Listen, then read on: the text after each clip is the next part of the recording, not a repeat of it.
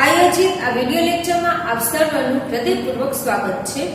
તો વિદ્યાર્થી મિત્રો, આપણે વાત કરી રહ્યા હતા પાઠ 6 દહન અને જ્યોત વિશેની। તો આજના લેક્ચરની અંદર આપણે આ પાઠમાં બળતણની કાર્યક્ષમતા વિશેનો અભ્યાસ કરવાના છીએ। આજનો ટોપિક શું છે? આપણો બળતણની કાર્યક્ષમતા। હવે આપણે જોઈએ તો લાસ્ટ લેક્ચરમાં અલગ અલગ પ્રકારના બળતણ હોય છે। ઘન સ્વરૂપના હોય છે, પ્રવાહી સ્વરૂપના હોય છે, વાયુ સ્વરૂપના હોય છે। તો આ જે દરેક જુદા જુદા બળતણ છે તે શું એકસાથે ઉર્જા ઉત્પન્ન કરે છે?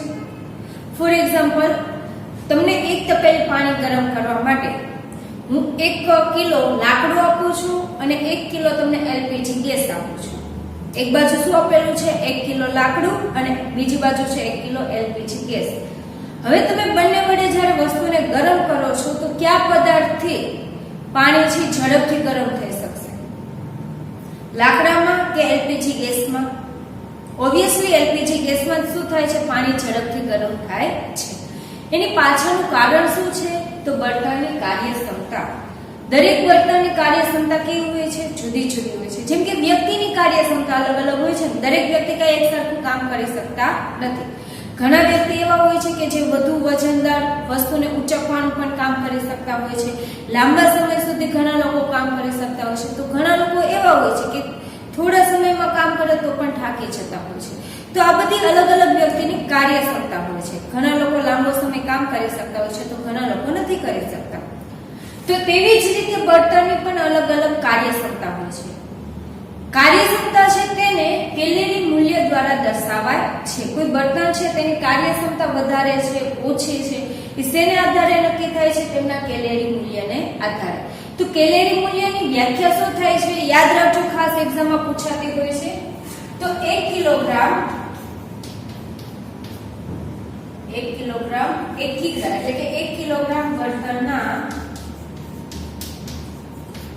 સંપૂર્ણ દહન માટે 1 કિલોગ્રામ બળતણના સંપૂર્ણ દહનથી ઉત્પન્ન થતી ઉષ્મા ઊર્જાને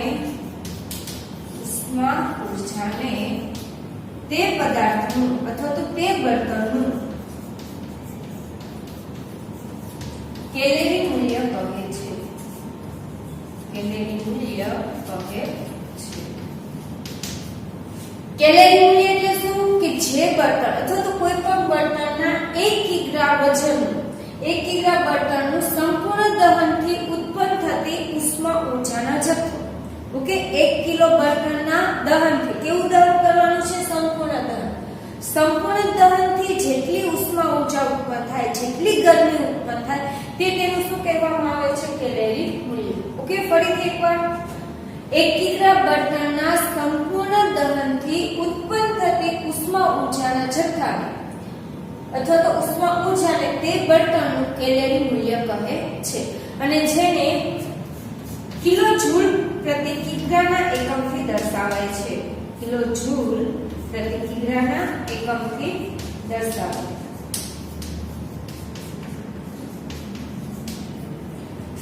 અને બચાઈશું કે જેનો મતલબ થાય છે કિલો જૂલ, ઓબ્લિક કે જેને કહે છે પ્રતિ, કિલો જૂલ પ્રતિ કેજી કિગ્રા, મતલબ કે 1 કિગ્રામાં કેટલી કિલો જૂલ ઉર્જા ઉત્પન્ન થાય છે। ઉર્જા છે ને તે જૂલથી દર્શાવાતી હોય છે। આથી 1 કિલોગ્રામની અંદર કેટલી કિલો ઉર્જા ઉત્પન્ન થાય છે તે તેનું શું કહેવાય છે? કેલરી મૂલ્ય। અને તેને આધારે ઘણી વખત દાખલા પણ પૂછાતા હોય છે। તો તમને કેલરી મૂલ્ય એટલે શું? તો તે કેલરી મૂલ્યનું સૂત્ર આ રીતનું થશે। કોઈ પણ બળતણનું કેલરી મૂલ્ય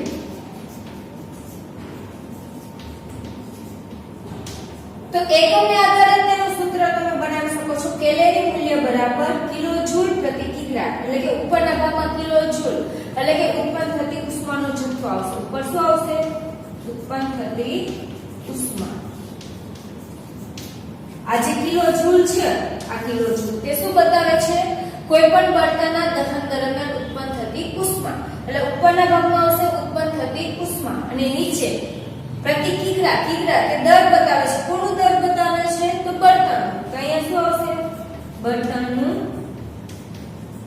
દર, જેને આપણે વજન પણ કહી ઓકે, તો આ તેનું સૂત્ર થશે કેલેરી મૂલ્ય બરાબર કોઈ પણ બળતણનું કેલેરી મૂલ્ય બરાબર ઉત્પન્ન થતી ઉષ્માના છેદમાં તે બળતણનું દર અથવા તો તેનું વજન. તો આ છે આપણે કેલેરી મૂલ્યની વાત. કેલેરી મૂલ્ય એટલે શું કે બળતણની કાર્યક્ષમતા કે જેનું સૂત્ર છે કે 1 કિલોગ્રામ બળતણના સંપૂર્ણ દહનથી ઉત્પન્ન થતી ઉષ્મા ઊર્જા જે તે બળતણને શું કહેવામાં આવે છે કેલેરી મૂલ્ય કે જેને કિલોજૂલ પ્રતિ કિગ્રાના એકમથી દર્શાવાય છે. કયો એકમ છે તેનો? કિલોજૂલ પ્રતિ કિગ્રા. તમને પૂછાશે કે બળતણની કાર્યક્ષમતા છે તેનો એકમ શું છે અથવા તો કેલેરી મૂલ્ય છે તેનો એકમ શું છે તો કિલોજૂલ પ્રતિ કિગ્રા. અને તેનું સૂત્ર આ ટાઈપનું થશે કેલેરી મૂલ્ય બરાબર ઉત્પન્ન થતી ઉષ્માના છેદમાં બળતણનું દર. ઓકે, હવે અહીંયા તમને આ જે કોષ્ટક જેવું છે તે તમને દર્શાવે છે અલગ અલગ બળતણની કાર્યક્ષમતા મતલબ કે તેનું અલગ અલગ કેલેરી મૂલ્ય. ઓકે, જો ફર્સ્ટ આપેલું છે તમને છાણાનું કેલેરી મૂલ્ય કેટલું છે 6000 થી 8000. અહીંયા પણ તમને એકમ આપેલો છે કેલેરી મૂલ્યનો કિલોજૂલ પ્રતિ કિગ્રા. તો છાણા બળતણ એનું જે કેલેરી મૂલ્ય છે તે કેટલું છે 6000 થી 8000 છે. લાકડાનું કેલેરી મૂલ્ય છે 17000 થી 22000. કોલસાનું 25000 થી 33000. પેટ્રોલ, ડીઝલ અને કેરોસીન ત્રણેયનું સેમ છે 45000 કિલોજૂલ પ્રતિ કિગ્રા. મિથેન અને સીએનજી નું છે 50000, એલપીજી 55000, બાયોગેસ 35000 થી 40000 અને હાઇડ્રોજન વાયુ સૌથી વધારે 1,50,000 કિલોજૂલ પ્રતિ કિગ્રા કેલેરી મૂલ્ય છે. ફરીથી રિપીટ કરી લઈએ. છાણાનું કેલેરી મૂલ્ય કેટલું છે 6000 થી 8000. સૌથી ઓછું કેલેરી મૂલ્ય હોય કોઈ બળતણનું તો કોણ છે? છાણા તમે બહુ બધા લો ને ત્યારે થોડી ઉષ્મા ઊર્જા ઉત્પન્ન થાય. ઓકે, એટલે કે સૌથી ઓછું કેલેરી મૂલ્ય છે છાણાનું અને સૌથી વધુ કેલેરી મૂલ્ય છે હાઇડ્રોજન. એટલે તો હાઇડ્રોજનની અંદર વિદ્યુત ઉત્પાદન પણ થાય છે. હાઇડ્રોજન જે બળતણ છે તેમાંથી વિદ્યુત ઉત્પાદન પણ કરવામાં આવે છે કારણ કે તેનું કેલેરી મૂલ્ય સૌથી કેવું છે વધારે છે. તો છાણાનું 6000 થી 8000, લાકડાનું 17000 થી 22000, કોલસાનું 25000 થી 30000 કેલેરી મૂલ્ય. પેટ્રોલ, કેરોસીન અને ડીઝલ તમને પૂછે કે કયા એવા બળતણનું કેલેરી મૂલ્ય સરખું છે તો પેટ્રોલ, કેરોસીન અને ડીઝલ કે જેનું કેલેરી મૂલ્ય કેટલું છે 45000. મિથેન અને સીએનજી નું પણ કેલેરી મૂલ્ય સરખું છે કેટલું છે 50000. એલપીજી નું કેલેરી મૂલ્ય છે 55000, બાયોગેસ નું કેલેરી મૂલ્ય 35000 થી 40000 અને હાઇડ્રોજન વાયુનું કેલેરી મૂલ્ય છે 1,50,000 સૌથી વધારે. તમને ઘણી વખત પૂછાય કે સૌથી વધારે અને સૌથી ઓછા કેલેરી મૂલ્ય ધરાવતા બળતણના નામ જણાવો. તો સૌથી વધુ કેલેરી મૂલ્ય છે હાઇડ્રોજનનું અને સૌથી ઓછું કેલેરી મૂલ્ય છે છાણાનું. કેટલું છે હાઇડ્રોજનનું? 1,50,000 કિલોજૂલ પ્રતિ કિગ્રા અને છાણાનું છે 6000 થી 8000 કિલોજૂલ પ્રતિ કિગ્રા. તો આ થઈ આપણી બળતણની કાર્યક્ષમતા વિશેની બાબત. વિદ્યાર્થી મિત્રો, હવે આ પાઠના લાસ્ટમાં આપણે બળતણની હાનિકારક અસરો વિશેનો અભ્યાસ કરવાના છીએ. બળતણના ઉપયોગ વિશે તો આપણે ઘણું બધું શીખ્યા. ઘણી બધી રીતે આપણને બળતણ ઉપયોગી છે. વાહનોની અંદર, ઉદ્યોગોની અંદર, ઘરગથ્થુ ઉપયોગમાં આપણે બળતણનો ખૂબ મોટા પ્રમાણમાં ઉપયોગ કરીએ છીએ. પણ ઉપયોગની સાથે સાથે તેની ઘણી બધી હાનિકારક અસરો પણ થાય છે અને આ હાનિકારક અસરો વિશે જાણવું આપણા માટે ખૂબ અગત્યનું છે. તો ફર્સ્ટ તેની હાનિકારક અસર છે કે જે કાર્બન ધરાવતા બળતણ હોય, લાકડું, કોલસો, પેટ્રોલિયમ, ડીઝલ આ બધા, તો આ જે પણ કાર્બન ધરાવતા બળતણ છે તેના દહન દરમિયાન દહન ન પામેલા હોય તેવા કાર્બનના કણ મુક્ત થાય છે. મતલબ કે જ્યારે તમે કોલસો, પેટ્રોલ, કેરોસીન, ડીઝલ વગેરેનું દહન કરો છો તે દરમિયાન અમુક એવા કાર્બનના કણો દહન પામ્યા વગરના જ રહી જતા હોય છે. તો દહન ન પામેલા હોય તેવા કાર્બનના કણો મુક્ત થાય છે અને આ મુક્ત થતા કાર્બનના કણો છે તે ભયાનક પ્રદૂષકો છે. ભયાનક પ્રદૂષકો. પ્રદૂષક એટલે શું? તમે 7મા ધોરણમાં ભણી ચૂક્યા છો જ. પ્રદૂષકની વ્યાખ્યા, પ્રદૂષણ ફેલાવતા ઘટકોને શું કહેતા હતા આપણે? પ્રદૂષકો. જે ઘણા બધા હોઈ શકે. માખી, મચ્છર, બેક્ટેરિયા, વાયરસ આ બધા પણ પ્રદૂષકો છે. અને ઘણા એવા વાયુઓ છે, કણો છે, રજકણો છે કે જે પણ શું કરે છે, પ્રદૂષણ ફેલાવે છે. તો અહીંયા આપણા માટે પ્રદૂષણ તરીકે કોણ છે? કાર્બનના કણ. અને આ જે કાર્બનના કણો છે તે ભયાનક પ્રદૂષક છે, કારણ કે તે નાની મોટી કોઈ આપણને નુકસાન નથી પહોંચાડતું, એનાથી આપણને ખૂબ વધારે પ્રમાણમાં નુકસાન પહોંચે છે. ખાસ કરીને ક્યાં નુકસાન પહોંચે છે? તો શ્વસનના રોગોમાં. આપણું જે શ્વસન તંત્ર છે તેને વધારેમાં વધારે નુકસાન આ કાર્બનના કણોથી થતું હોય છે. આથી જ આપણે તમને ખબર હોય તો જ્યારે બહુ ભીડવાળી હોય, ટ્રાફિકવાળી જગ્યામાં જાઓ ત્યારે તમને શ્વાસ લેવામાં તકલીફ થતી હોય છે. એક પ્રકારનું ગુંગળામણ જેવું લાગતું હોય છે, સફોકેશન થતું હોય છે. શેના કારણથી થતું હોય છે? આ કાર્બનના કણોને કારણે. અને બીજું કે આ કાર્બનના કણથી એક મોટી એવી શ્વસનની બીમારી અસ્થમા પણ થતી હોય છે. આ જે અસ્થમા છે તે શું છે? એક શ્વસનની બીમારી છે. તો આ રીતે જે બળતણનું દહન થાય છે તેનાથી લાભ તો થાય છે, ઉર્જા તો ઉત્પન્ન થાય છે, સાથે સાથે તેમાંથી હાનિકારક એવા ભયાનક પ્રદૂષકો પણ ઉત્પન્ન થાય છે, જેમાં ખાસ કરીને ક્યાં ઉત્પન્ન થયેલા છે? કાર્બનના કણો, કે જે આપણે શ્વસનના રોગો ઉત્પન્ન કરે છે, જેનાથી ખાસ શ્વસન રોગ તરીકે અસ્થમા આપણને થતો હોય છે. બીજું કે બળતણનું અપૂર્ણ દહન થવાથી, જ્યારે આપણે બળતણનું દહન કરીએ છીએ કોઈ પણ બળતણનું, ત્યારે તેનું અપૂર્ણ દહન થવાથી, એટલે કે સંપૂર્ણ દહન નથી થતું, ત્યારે તેમાંથી CO કે જેને કહેવામાં આવે છે કાર્બન મોનોક્સાઇડ, અપૂર્ણ દહનથી કયો વાયુ ઉત્પન્ન થાય છે? કાર્બન મોનોક્સાઇડ, કે જે ઝેરી વાયુ છે. કેવો વાયુ છે? ઝેરી વાયુ. અને આથી જ આ કારણથી આજે કોઈ પણ પદાર્થ છે તેના અપૂર્ણ દહન થવાથી કાર્બન મોનોક્સાઇડ વાયુ ઉત્પન્ન થાય છે, કે જે ઝેરી વાયુ છે. તેના કારણથી જ બંધ ઓરડામાં ક્યારેય કોલસો સળગાવવો નહીં. ઓકે, બંધ ઓરડાની અંદર જ્યારે કોલસો સળગાવવામાં આવે છે ત્યારે તે જોખમી હોય છે. અને બીજું કે જો બાય ચાન્સ તે ઓરડાની અંદર કોઈ વ્યક્તિ સૂતેલા હોય તો તે વ્યક્તિનું મૃત્યુ પણ થઈ શકે છે.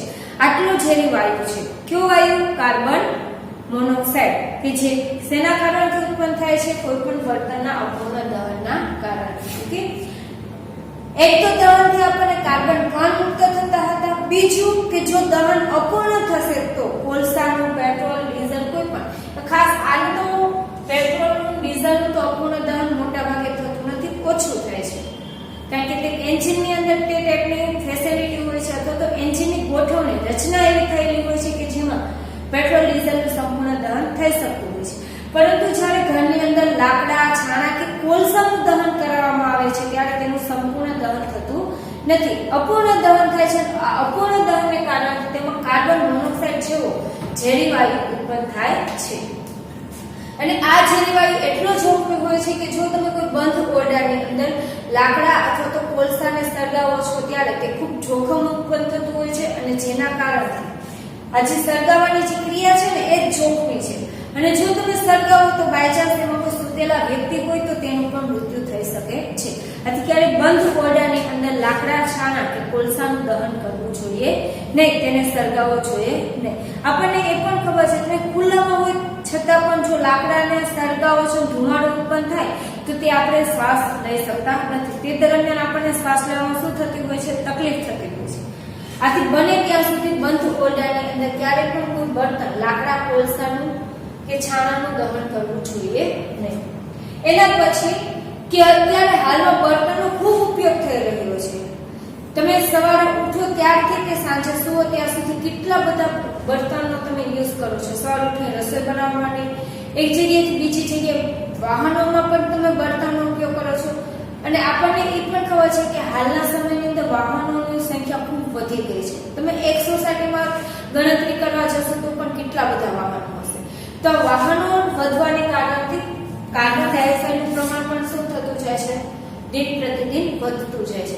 હવે જ્યારે કાર્બન ડાયોક્સાઇડનું પ્રમાણ વધે છે તેના કારણથી શું થાય છે? ગ્લોબલ વોર્મિંગ પ્રેરે છે, મતલબ કે તેનાથી ગ્લોબલ વોર્મિંગ થાય છે. તો ગ્લોબલ વોર્મિંગ શબ્દથી તમે સારી રીતે પરિચિત છો. તમને આની પહેલા પણ એક વાર કીધેલું હતું કે ગ્લોબલ વોર્મિંગ એટલે શું.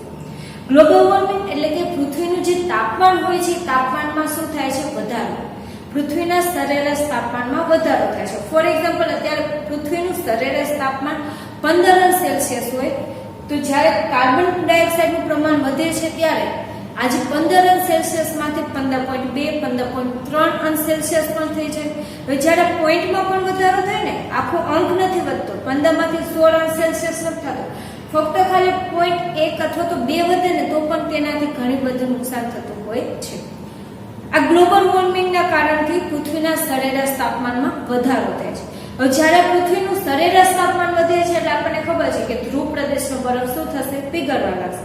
આ ધ્રુવ પ્રદેશનો બરફ પીગળે છે, જે પાણી ક્યાં જતું હોય છે? સમુદ્રની અંદર અથવા તો નદીમાં. નદીમાંથી પાણી જાય સમુદ્રમાં, અને સમુદ્રની સપાટી અથવા તો સમુદ્રનું પાણી વધવાને કારણથી તેના આજુબાજુનો જે વિસ્તાર હોય છે તે પાણીથી ઘણી વખત ડૂબી જતો હોય છે. આથી દરિયા કિનારાના જે પ્રદેશો છે તેનું પ્રમાણ શું થાય છે? ઓછું થાય છે. જમીનનું પ્રમાણ ઘટી જાય છે દરિયા સપાટી વધતા. હવે આપણને એ પણ ખબર છે કે પૃથ્વી છે તેના 3 ભાગની અંદર પાણી છે, 1 ભાગમાં જમીન છે. તો જો હજુ પણ પાણીનું પ્રમાણ વધશે તો જમીનનું પ્રમાણ શું થઈ જશે? એકદમ ઓછું થઈ જશે. આવું ન બને તે માટે બને ત્યાં સુધી કાર્બન ડાયોક્સાઇડનું પ્રમાણ આપણે શું રાખવું જોઈએ? ઓછું રાખવું જોઈએ, કે જેનાથી ગ્લોબલ વોર્મિંગ ન થાય. ગ્લોબલ વોર્મિંગથી જે આપણને હાનિકારક અસરો થવાની છે તેનાથી આપણે બચી શકીએ તે માટે આપણે આટલી સાવચેતી લેવી જોઈએ. બને ત્યાં સુધી બળતણનો શક્ય હોય તો ઉપયોગ શું કરવો જોઈએ? ઘટાડવો જોઈએ અથવા તો કરકસરપૂર્વક કરવો જોઈએ. એના પછી કે કોલસો અને ડીઝલના દહનથી વાતાવરણની અંદર SO2 વાયુ ઉત્પન્ન થાય છે. એ છોટું નહીં, SO2 એ છોટું કરતા SO2 વાયુ ઉત્પન્ન થાય છે. SO2 વાયુ એટલે શું? Sulphur dioxide. ઓકે, કેવો વાયુ ઉત્પન્ન થાય છે? એ છોટું નહીં, SO2 વાયુ ઉત્પન્ન થાય છે. અને આ SO2 વાયુ છોટું છે પણ શું કરે છે? બહુ બધું નુકસાન કરે છે. આ વાયુને કારણે એક તો ગુંગરામણ થાય છે, મતલબ કે તમે આસાનીથી શ્વસન ક્રિયા કરી શકતા નથી. અને બીજું કે સડો કરનાર વાયુ છે. કોઈ પણ વસ્તુ હોય ને એને સડાવી દે, કાપડ સડી જાય, લાકડું સડે, ઇમારત સડવા લાગે છે. તો સડો કરતો વાયુ છે. કયો વાયુ છે? SO2. અને શેના કારણથી ઉત્પન્ન થાય છે? કોલસા અને ડીઝલના દહનથી. ઓકે, ખાસ યાદ રાખજો, કોલસા અને જે ડીઝલ છે તેના દહનથી સલ્ફર ડાયોક્સાઇડ જેવા વાયુ ઉત્પન્ન થાય છે, કે જે વાયુ ખૂબ જ ગુંગરામણ કરે છે, શ્વાસ લેવામાં આપણને તકલીફ ઉત્પન્ન કરે છે, અને સાથે સાથે તે સડો કરનાર ઝેરી વાયુ છે. એ સિવાય હવે જ્યારે પેટ્રોલનું દહન કરવામાં આવે છે, કોલસો અને ડીઝલને પણ કોનું દહન થાય છે? પેટ્રોલનું દહન થાય છે, ત્યારે તેમાંથી નાઇટ્રોજન ઓક્સાઇડ ઉત્પન્ન થાય છે. કયા પ્રકારના નાઇટ્રોજન ઓક્સાઇડ? તો નાઇટ્રોજન ડાયોક્સાઇડ, આ ટાઈપના ઓક્સાઇડ ઉત્પન્ન થતા હોય છે. તો જે નાઇટ્રોજન ઓક્સાઇડ અને ટ્રાયોક્સાઇડ છે તે વાયુ ઉત્પન્ન કરે છે. હવે આ વાયુથી શું થાય છે? વાતાવરણની અંદર જ્યારે નાઇટ્રોજન ડાયોક્સાઇડ અથવા નાઇટ્રોજન ટ્રાયોક્સાઇડ જેવા વાયુ ઉત્પન્ન થાય છે ત્યારે આ વાયુ છે જે વરસાદના પાણી સાથે, એક તો નાઇટ્રોજનના ઓક્સાઇડ તો છે જ, એનો SO2, એ સિવાય સલ્ફરના ઓક્સાઇડ એટલે કે SO2, આ SO2 NO2 જેવા વાયુ છે ને કે જે વરસાદ સાથે એટલે કે વાતાવરણમાં રહેલા ભેજ સાથે અથવા તો વરસાદના પાણી સાથે મિક્સ થાય છે, ભેગા થાય છે, અને તેમાંથી બનાવે છે એસિડ. અને જ્યારે આ એસિડ વરસાદ સાથે પાછું પૃથ્વી ઉપર આવે છે ત્યારે તેને કહેવામાં આવે છે એસિડ વર્ષા. કઈ રીતે બને છે? જો એક સમીકરણથી સમજાવું. વાતાવરણની અંદર રહેલો છે બાયચાન્સ SO2 વાયુ. કયો વાયુ છે? Sulphur dioxide. ઓકે, તો SO2 વાયુ પ્લસ તે કોની સાથે જોડાય છે? વરસાદ સાથે, એટલે કે પાણીના અણુ સાથે. તો પાણીના અણુને શું કહેવામાં આવે છે? H2O. હવે SO2 અને H2 વચ્ચે પ્રક્રિયા થઈને એસિડ આપણને બને છે H2SO3 અથવા તો H2SO4.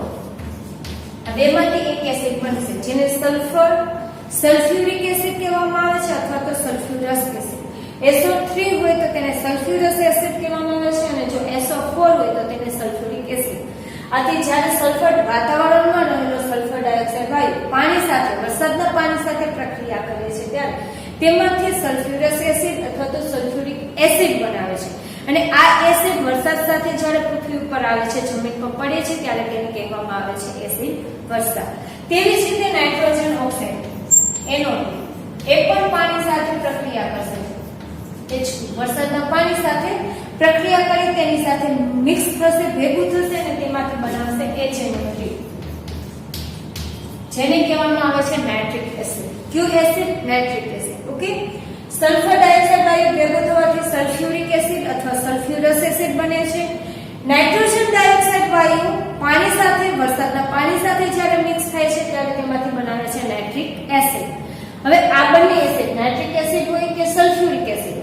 ઓક્ટોસલ્ફ્યુરસ એસિડ હોય. આ એસિડ જ્યારે વરસાદ સાથે જમીન પર આવે છે તો તેને કહેવામાં આવે છે એસિડ વર્ષા. શું કહેવામાં આવે છે? એસિડ વર્ષા. અને આ એસિડ વર્ષાને લીધે ઘણું બધું નુકસાન થાય છે. માનવને તો થાય જ છે, મનુષ્યને તો થાય છે, પ્રાણીઓને પણ થાય છે, સાથે સાથે વાતાવરણમાં પણ નુકસાન પહોંચે છે અને સૌથી વધારે નુકસાન જમીનને પહોંચે છે. ઓકે, કઈ રીતે? જમીન જ્યારે એસિડ વરસાદ જમીન ઉપર પડે છે ત્યારે જમીનની ફળદ્રુપતામાં ઘટાડો કરે છે. જમીન છે તે બિન ઉપજાઉ બનતી જાય છે. સાથે સાથે કે જ્યારે આ જમીન પરના કોઈ પાક ઉપર પડે છે, વનસ્પતિ ઉપર પડે છે તો વનસ્પતિના પાન ઉપર કાણા પાડી દે છે, છિદ્ર પાડે છે. બીજું કે વનસ્પતિનું જે ઉત્પાદન થતું હોય, કોઈ પાકનું ઉત્પાદન થતું હોય તે પાકના ઉત્પાદનમાં શું કરે છે? ઘટાડો કરે છે. મનુષ્યની ચામડી ઉપર પડે તો ચામડીના ઘણા બધા રોગો ઉત્પન્ન કરે છે. ઇમારતો ઉપર પડે તો ઇમારતોને નુકસાન પહોંચાડે છે. તો આ રીતે એસિડ વર્ષાથી ઘણી બધી નુકસાન થાય છે, ઘણું બધું હાનિ પહોંચે છે. તો આ રીતે આપણે એસિડ વરસાદને અટકાવવા માટે આજે ઉત્પન્ન થતા ઝેરી વાયુ છે તેનું જ પ્રમાણ શું કરવું જોઈએ? ઓછું કરવું જોઈએ. અને આ માટે શક્ય હોય ત્યારે પેટ્રોલ, ડીઝલ, કેરોસીનના ઉપયોગને બદલે સીએનજી નો ઉપયોગ કરવો. કયા વાયુનો ઉપયોગ કરવાનો છે? સીએનજી નો. કારણ કે સીએનજી છે જે સ્વચ્છ બળતણ છે. તેનાથી કોઈ પણ પ્રકારના ઝેરી અથવા તો અનિચ્છનીય પદાર્થોનું ઉત્પન્ન થતા નથી, અથવા તો એનું જે પ્રમાણ હોય છે ઉત્પન્ન થતા અનિચ્છનીય પદાર્થોનું પ્રમાણ એકદમ ઓછું હોય છે. તેમાંથી વધારે હાનિકારક ઘટકો મુક્ત થતા નથી. આથી જે સીએનજી છે તે આપણું કેવું છે? સ્વચ્છ બળતણ છે. તો શક્ય હોય ત્યારે પેટ્રોલ, ડીઝલના ઉપયોગની બદલે આપણે સીએનજી નો ઉપયોગ કરવો જોઈએ. ઘરગથ્થુની અંદર પણ જે આપણે લાકડા, કોલસાનો ઉપયોગ કરીએ છીએ તેના બદલે આપણે સૂર્યકુકરનો ઉપયોગ કરવો જોઈએ રસોઈ કરવા માટે, કે જેનાથી પ્રદૂષણનું પ્રમાણ પણ ઘટે અને આ બળતણને આપણે સાચવણી પણ કરી શકીએ. કારણ કે આપણને ખબર છે નજીકના સમયમાં કેવું છે? ખૂટી જવાની સંભાવનામાં છે. આથી ખૂટી ન જાય એટલા માટે આપણી પાસે બે ઓપ્શન છે. અને બીજું કે પ્રદૂષણ ન થાય તેના માટે આપણે શું કરવું જોઈએ? સૂર્યકુકર, સૌર ઉર્જાનો ઉપયોગ કરવો જોઈએ. ગામડાની અંદર ઘણી બધી વખત લાકડાનો એનો ઉપયોગ થતો હોય છે. બળતણ તરીકે કોઈ રસોઈ બનાવવા માટે શેનો ઉપયોગ કરે છે? લાકડાનો ઉપયોગ કરે છે. જેનાથી શું થાય? લાકડાનું દહન છે તે ક્યારે સંપૂર્ણ દહન થતું નથી, અપૂર્ણ દહન હોય છે, જેનાથી કાર્બન કણ મુક્ત થતા હોય છે, કાર્બન ડાયોક્સાઇડ વાયુ પણ મુક્ત થતો હોય છે અને જેના કારણથી ઘણી બધી હાનિકારક અસરો પણ ઉત્પન્ન થતી હોય છે. આ કાર્બન ડાયોક્સાઇડ વાયુ ઉત્પન્ન થાય તેના કારણથી. બીજું કે ધુમાડાને કારણથી હવાનું પ્રદૂષણ પણ થાય છે. અને સાથે સાથે લાકડાને એ લોકો મોટા ભાગે જંગલોમાંથી લાવતા હોય છે અથવા તો ખેતરોમાંથી લાવતા હોય છે. પણ જ્યારે લાકડાને લાવવામાં આવે છે ત્યારે તે વૃક્ષનું શું થતું હોય છે? નાશ થતો હોય છે. વૃક્ષનું પ્રમાણ ઘટી જતું હોય છે. આથી વૃક્ષ ઘટવાને કારણે પણ પર્યાવરણની અંદર પ્રદૂષણ થવાનું છે. તો આ પ્રદૂષણ ન થાય તે માટે લાકડાનો ઉપયોગ શું કરવો જોઈએ? બંધ કરવો જોઈએ અથવા તો એકદમ ઓછો કરવો જોઈએ, જેથી પર્યાવરણનું પણ રક્ષણ થઈ શકે, પ્રદૂષણમાં ઘટાડો પણ થઈ શકે. તો અહીં આપણું જે આ પાઠ 6 દહન અને જ્યોત છે તે પૂરો થાય છે.